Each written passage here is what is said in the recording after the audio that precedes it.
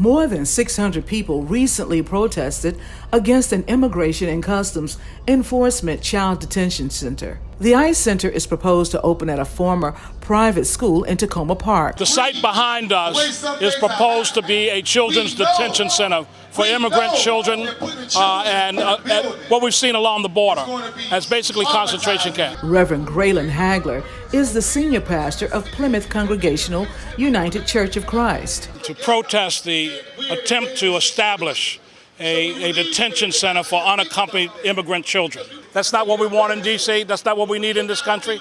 That children should not be separated from their parents, because that really harkens back to the whole issue of slavery, where children were snatched out of the arms of their parents and sold and shipped off God knows where.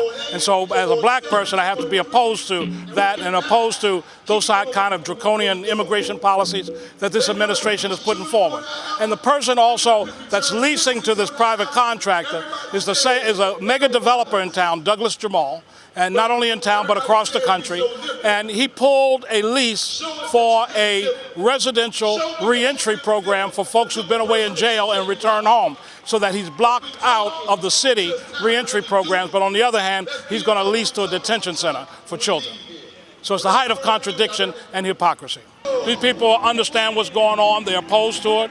And it's clear, I've talked to people all through this neighborhood. They're not in a mentality of not in my backyard.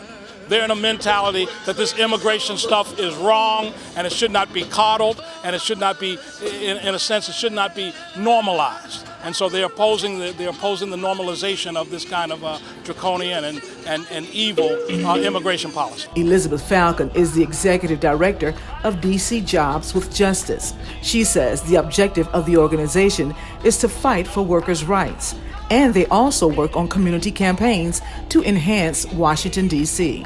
There's definitely quite a cross-section here. It's really great to have go-go music, which is such a deep part of DC's African-American culture, here in solidarity with immigrant children and what's happening right now. So it's a really great cross-section of DC that's out today.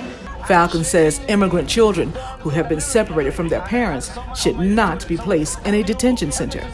Anytime we build a new detention or prison bed in this country, it gets filled, and it gets filled mostly with brown and black people.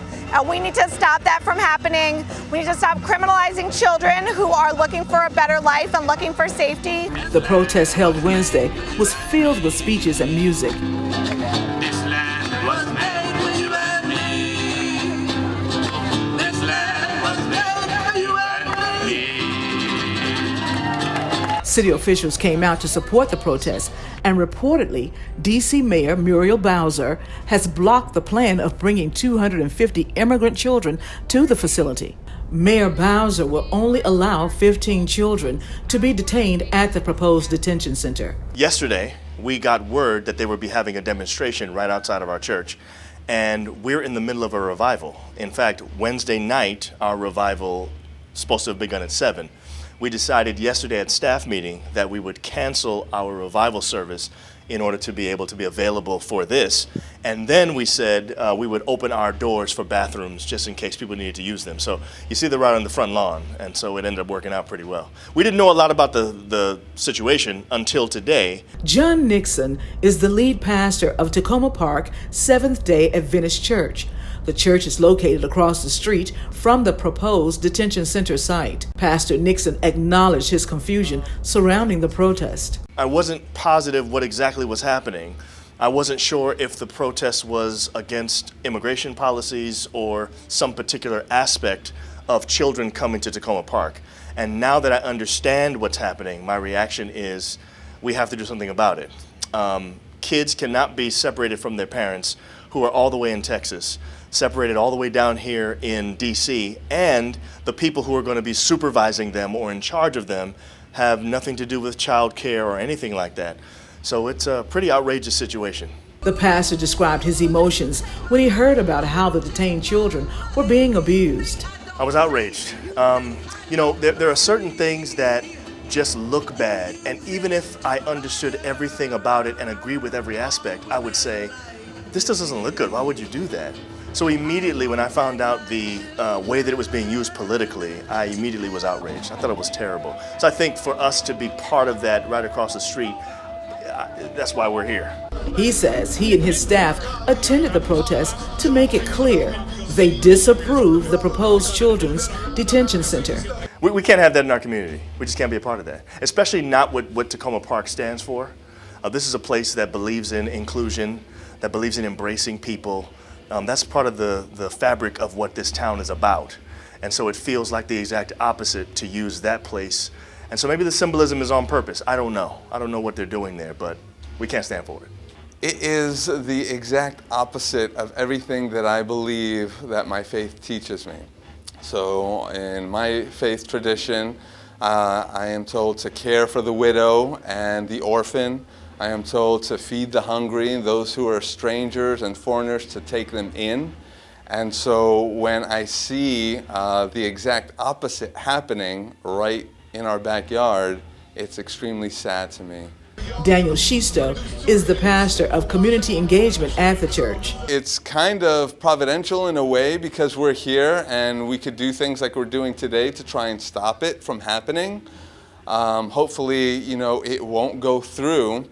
If it does, we'll be here to lend whatever type of aid we can. I'm a new parent.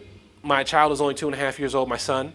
So to hear that children that were as small as my son were being separated from their parents, as a parent myself, I was very angry because I know how I would feel. I know how I feel when my son goes to daycare. So for my son to be separated from me in another country, in a place where he doesn't even speak the same language as the people that are around him, where he's not even the same color as the people that are around him, and they have ill will towards my child. That made me very angry. Again, very sad for the parents, very sad for the children, and I believe it's a righteous anger. I don't believe that anger when it comes to these situations is something that's negative. I believe it's God blessed. And if the Spirit is in us, we should all be angry and we should all be saddened by the things that are going on. Christopher Cheatham is the pastor of discipleship at the church. He shared with me his thoughts about the proposed immigrant children detention center. Yeah, it's evil. It's evil, plain and simple. There's no way around it. It is surprising to me that people that would proclaim and use the name of Jesus Christ would support something like this. It's impossible to do. I think that the Bible talks about using God's name in vain. That is one of the 10 commandments. That is something that we're not supposed to do. And this is exactly what that is. We are using God's name in vain when we come out and say that we are Christians, when we take Jesus' name, but then don't take his character, don't take his attitude. It's evil, it's wrong, and it is the exact opposite of what the gospel preaches. In Tokoma Park, Elaine Rackley for Breaking Through News.